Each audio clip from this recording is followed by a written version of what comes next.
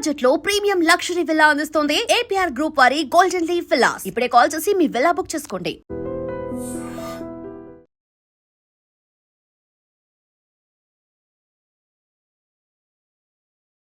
తెలంగాణ పోలీసుల సమక్షంలో 41 మంది సిపిఐ పార్టీకి సిపిఐ మావోయిస్ట్ పార్టీకి చెందినటువంటి అజ్ఞాత కాడర్లు 24 వెపన్స్ తీసుకుని వచ్చి లొంగిపోయినారు.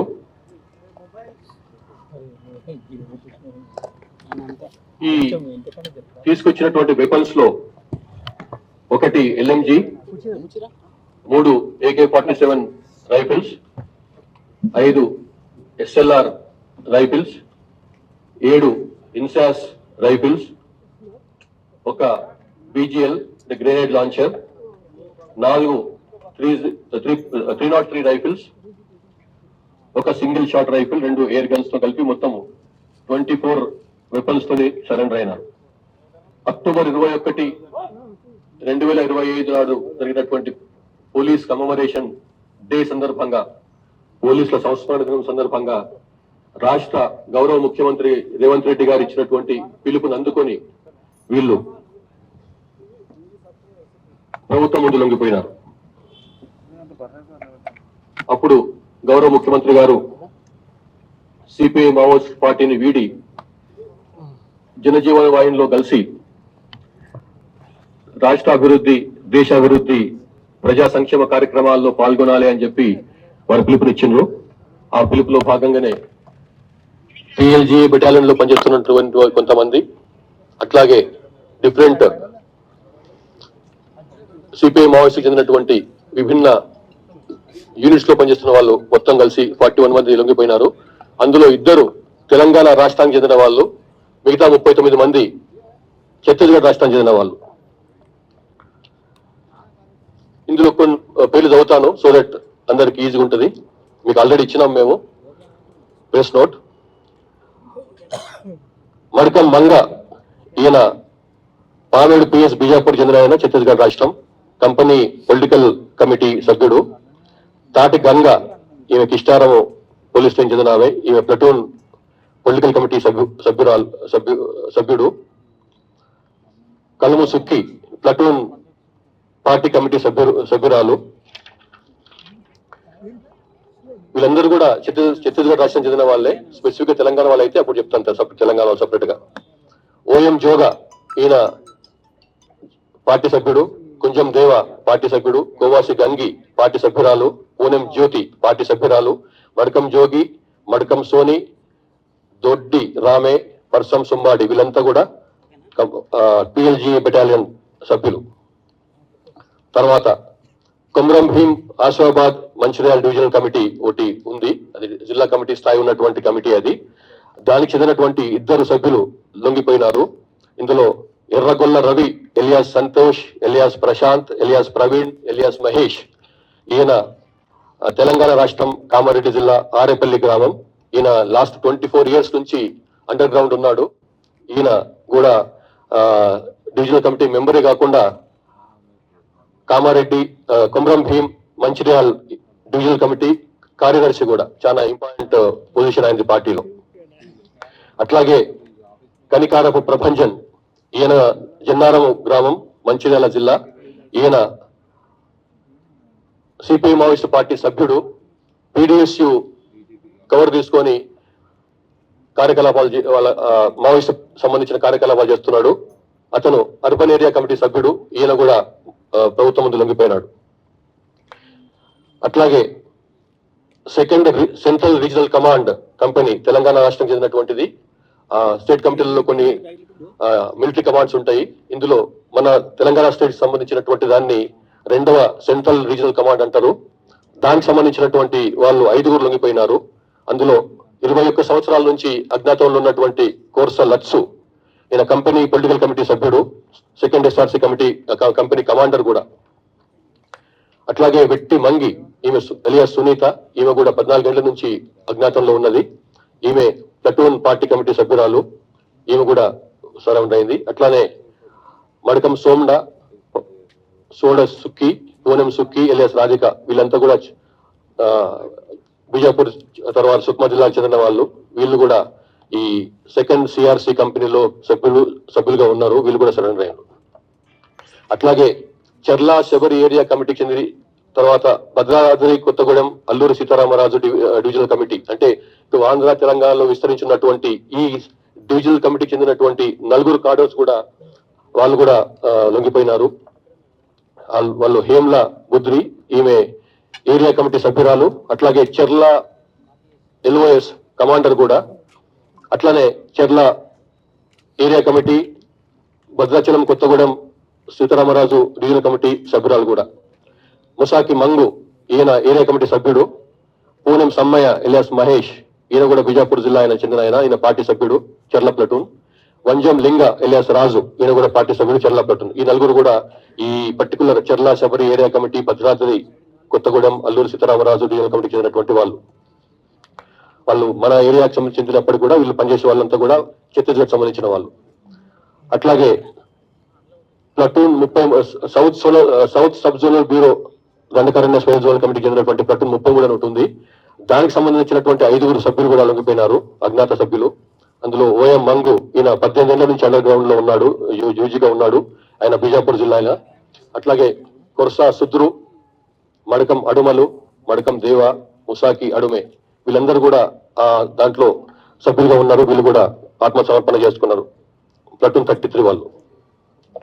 అట్లాగే south buster divisional committee, Dandakaranya special zonal కమిటీలో సౌత్ బస్టర్ డివిజనల్ కమిటీ ఉంది.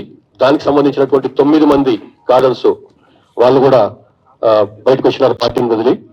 ఇందులో ఒక డివిజనల్ కమిటీ మెంబర్ ఉన్నాడు, మడకం జోగా ఎలియాస్ సూర్య, ఈయన 13 ఏళ్ల నుంచి అజ్ఞాతంలో ఉన్నాడు, ఈయన బయటకు వచ్చిండు. అట్లాగే ఈయనతో పాటుగా ఏరియా కమిటీ సభ్యులైనటువంటి Poonam Soni alias Regna, Madavi Jogi alias Ramya, Tati Moti alias శరీష, Madakam భీమి alias రోజా, ఈ 4 ఏరియా కమిటీ సభ్యులు. అట్లాగే 4 ఈ సౌత్ బస్తర్ డివిజనల్ కమిటీలో పనిచేస్తున్నటువంటి 4 పార్టీ సభ్యులు, ముస్కి దేవే, పొడియం హిడిమే, ఉండం దేవే, ఉండం మాసే, వీళ్ళు కూడా సరెండర్ అయినరు. అట్లాగే దండకారణ్య స్పెషల్ జోనల్ కమిటీకి చెందినటువంటి దర్భా డివిజనల్ కమిటీ, వీళ్ళకి చెందినటువంటి ఈ కమిటీకి చెందినటువంటి 4 కార్డర్స్, అజ్ఞాత కార్డర్స్ లొంగిపోయినరు. వాళ్ళు ఒకరు ఏసీఎం ర్యాంక్ ఉన్న వాళ్ళు మడవి జోగా, మిగతా వాళ్ళు పార్టీ మెంబర్షిప్ ఉన్న వాళ్ళు, అందులో సభ్యులు మడవి ఊరే, కోవాసి బుద్రా, మడకం సన్ని. అట్లాగే ఒకరు దండకారణ్య స్పెషల్ జోనల్ కమిటీకి చెందినటువంటి వెస్ట్ బస్తర్ డివిజనల్ కమిటీ జిల్లా స్థాయి కమిటీ ఉంది, దానికి చెందినటువంటి గంగలూరు ఏరియా కమిటీకి చెందినటువంటి పోడియం పగ్నో, ఈయన కూడా సరెండర్ అయ్యాడు. ఈయన గంగలూరు పోలీస్ స్టేషన్ లో బీజాపూర్ జిల్లాకు చెందిన ఆయన. సో ఈ విధంగా 6 డివిజనల్ కమిటీ సభ్యులు, అంటే జిల్లా స్థాయి సభ్యత్వం ఉన్నటువంటి మెంబర్షిప్ ఈక్వలెంట్ అన్నమాట.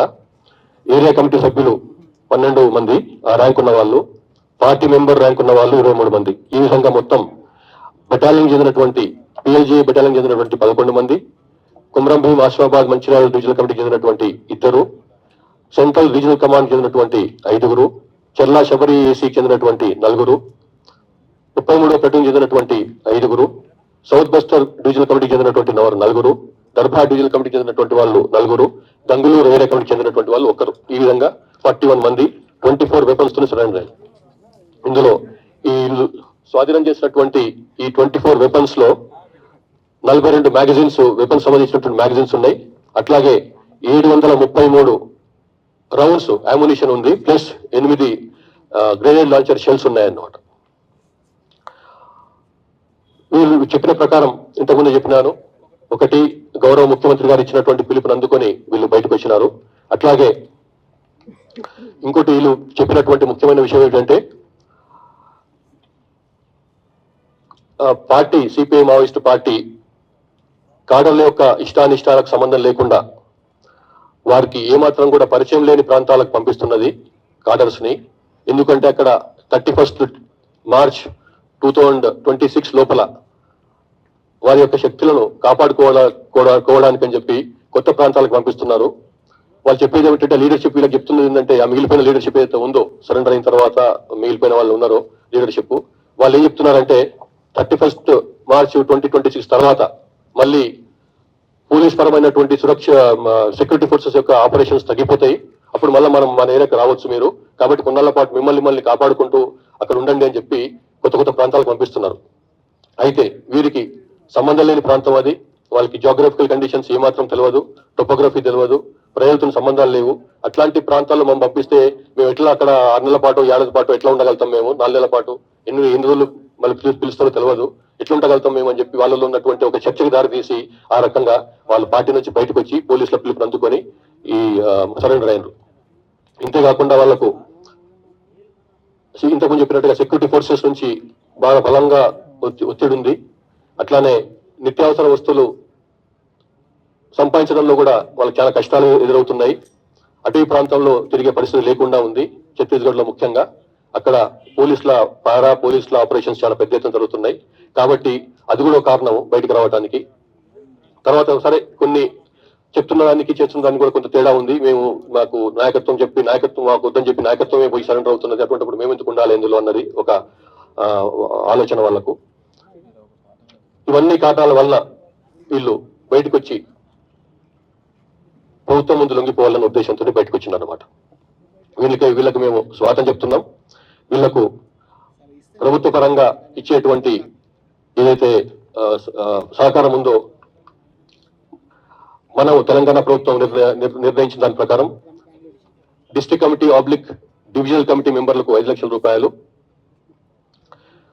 రివార్డు, ఏరియా కమిటీ సభ్యులకు 4 లక్షల రూపాయల రివార్డు, పార్టీ సభ్యులకు 1 లక్ష రూపాయల రివార్డు నగదు ఆల్రెడీ ఇంతకుముందే మనం ప్రకటించడం కాబట్టి ఆ పరంగా వాళ్ళకు అది అప్పచెప్తాం. ఇట్లా కాకుండా మన ప్రభుత్వ పరంగానే కాకుండా కేంద్ర హోమ్ మినిస్ట్రీ MHA ఇచ్చినటువంటి మార్గదర్శకాలకు అనుగుణంగా వాళ్ళకు ఆయుధంతో లొంగిపోతే వాళ్ళకు కూడా కొంత సపరేట్ గా నగదు బహుమతి ఉంది. ఆయుధాలతో లొంగిపోతే అది LMGతో లొంగిపోతే 5 లక్షల రూపాయలు, AK-47 తీసుకొచ్చి లొంగిపోతే 4 లక్షల రూపాయలు, ఇన్సాస్ గానీ SLR గానీ తీసుకొస్తే 2 lakh రూపీస్, 302 రైఫిల్ తో వస్తే 1 లక్ష రూపాయలు, UBGL అటాచ్మెంట్ తో వస్తే 40,000 రూపాయలు, 12 బోర్ గానీ సింగిల్ షాట్ గానీ వస్తే 30,000 రూపాయలు. ఈ విధంగా ఇది కూడా వాళ్ళకి అందజేయబడుతుంది. మొత్తం ఈ రోజు సరెండర్ అయినటువంటి లొంగిపోయినటువంటి ఈ 41 మంది అజ్ఞాత మావోయిస్టు కాడర్ల మీద మొత్తం 1,46,30,000 రూపాయల రివార్డు ఉంది వాళ్ళ పైన.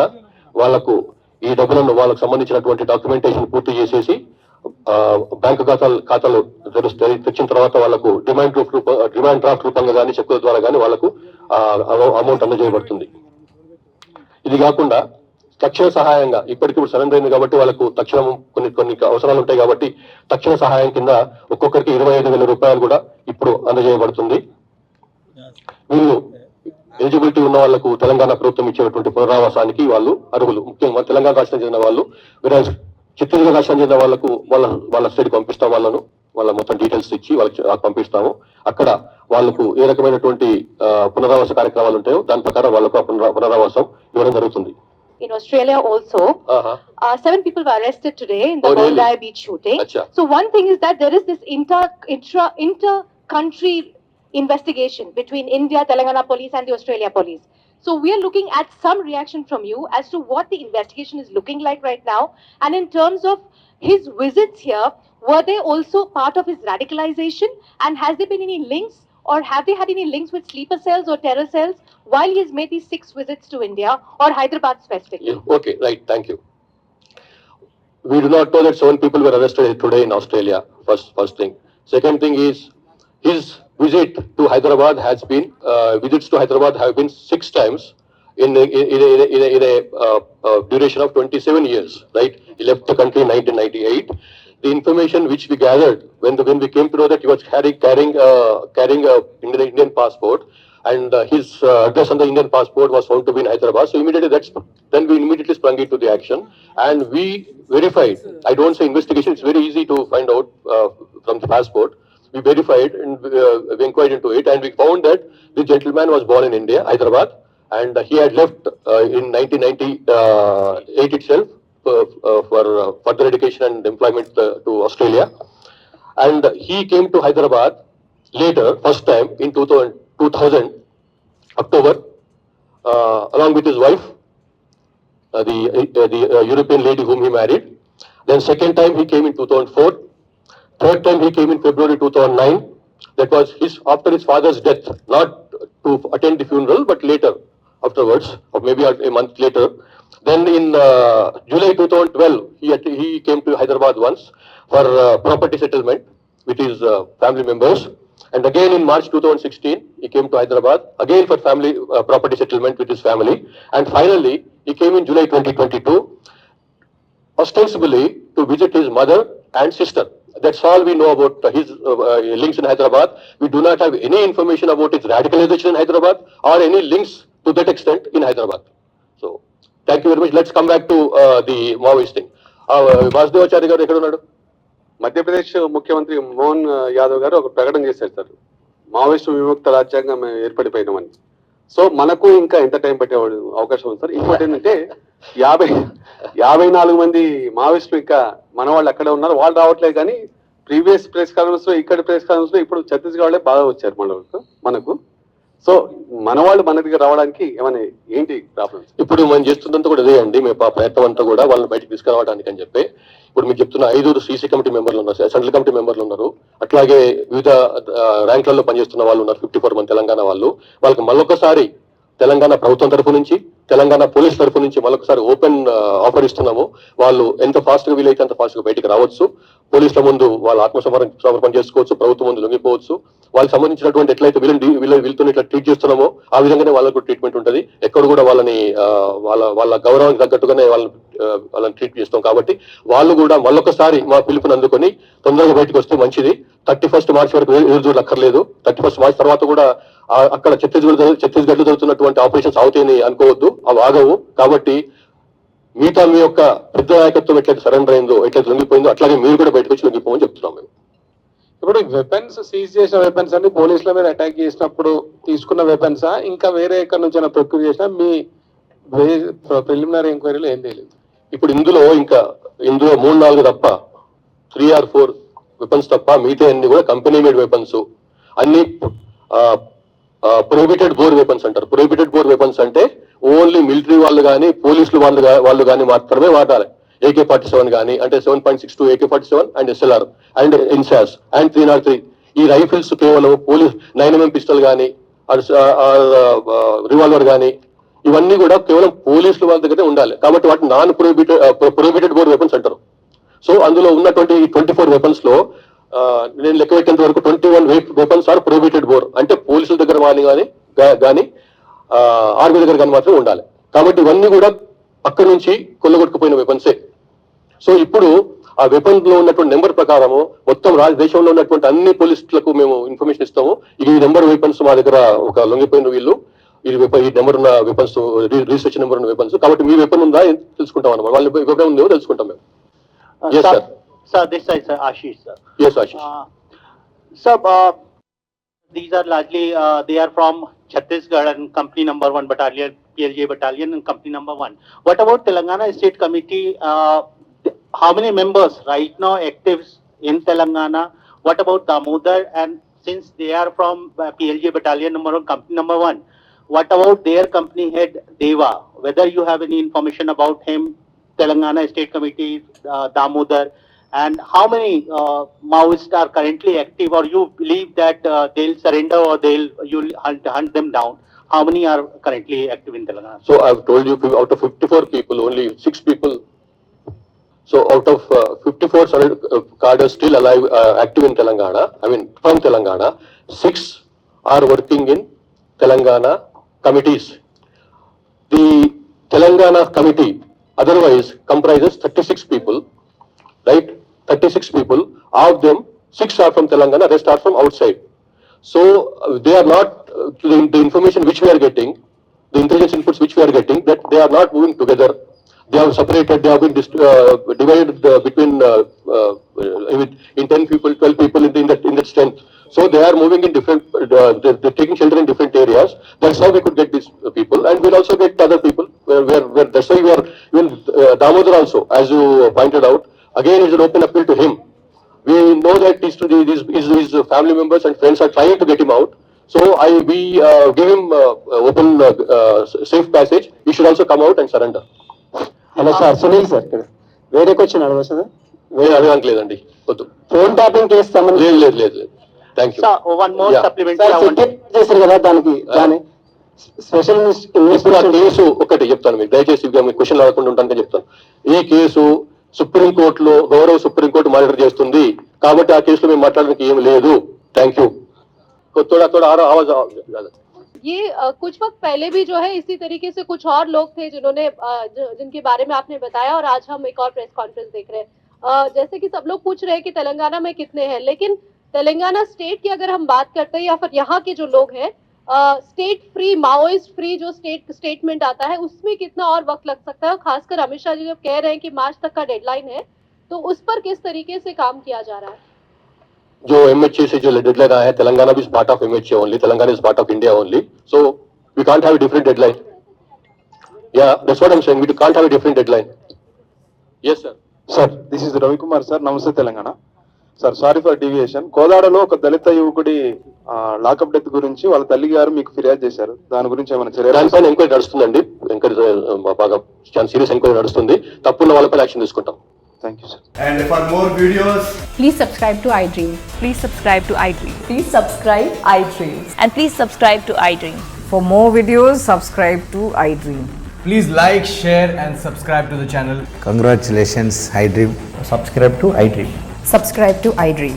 So subscribe to iDream Media. iDream की iDream team अंदर की huge congratulations. Please subscribe iDream Media. Please subscribe to iDream. Subscribe iDream. Please subscribe to iDream.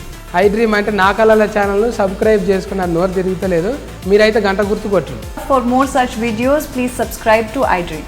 Subscribe to iDream. Please subscribe to iDream. Please subscribe iDream Media. Please do subscribe to iDream. Please subscribe to iDream Media. For best entertainment and information, please subscribe iDream. And don't forget to subscribe to iDream.